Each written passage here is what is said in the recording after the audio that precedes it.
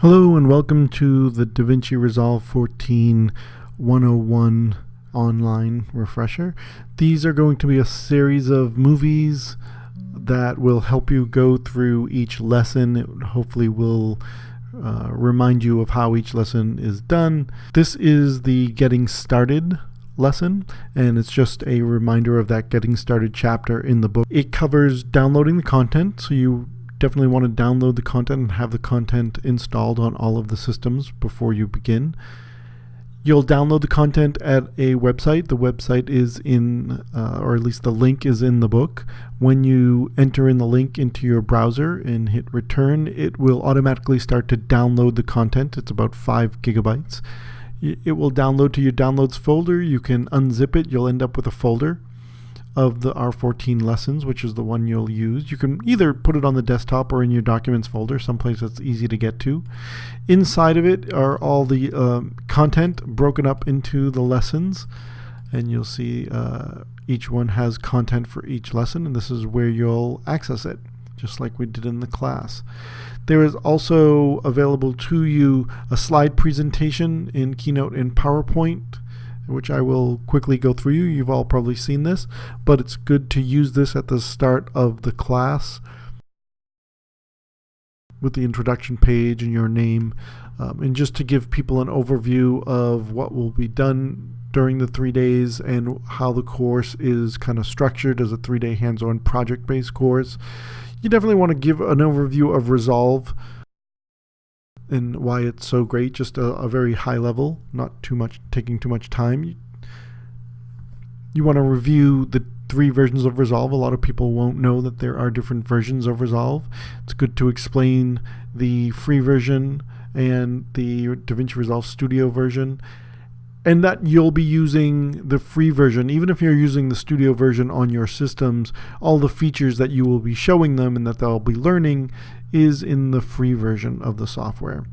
You can cover the different control panels that are and what you'll be doing on day one. So this is a good target for day one. It's very doable. It is should take you from, let's say, 10 a.m. to about 5 p.m. in the afternoon, with a few breaks, a decent break for lunch and a few breaks in the afternoon. It's a nice way to end day one because it basically covers all of the editing functions in one day by ending with transitions and effects. So then when you get to day 2, you can start off with 2 lessons of audio and then all of the color grading chapters. Then on day 3, all you have left would be deliver, media management and databases, multicam, and the exam.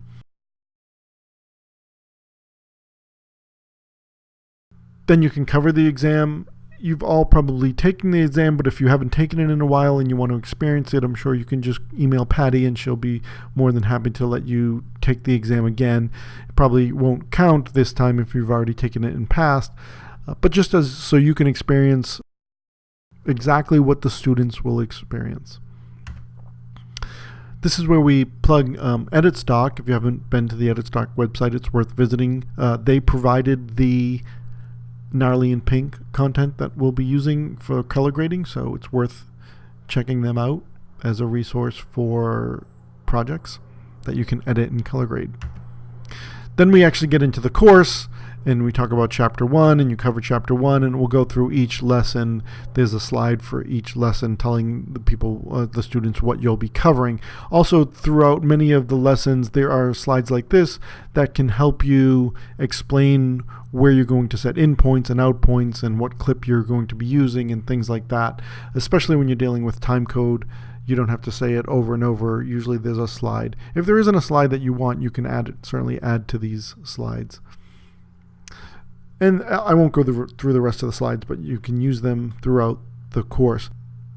One thing I do like to do before the class, the day before preferably, is usually when you go to a training center, they'll have a bunch of projects in their database already, and that can be confusing to new students. So it's always nice to go up and create your own starting database. We do have a database that you link to later in the media management and database class, and we do import DRPs. You don't have to do this part, but it is nice to give students a blank slate to work with. So usually the day before, I'll go in and open up the project sidebar and see all the databases that are linked here.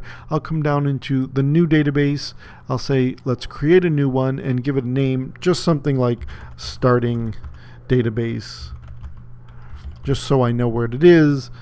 Then I'll create a directory, maybe go to my documents, create a new folder and call it training start, because it needs a folder to go into. So here's my folder it will go into, and I'll say put it in there. Then we'll say create, and the database is created. We'll double click to select it, and now you have a blank database for the students to start with. And this is usually how I start up the screen.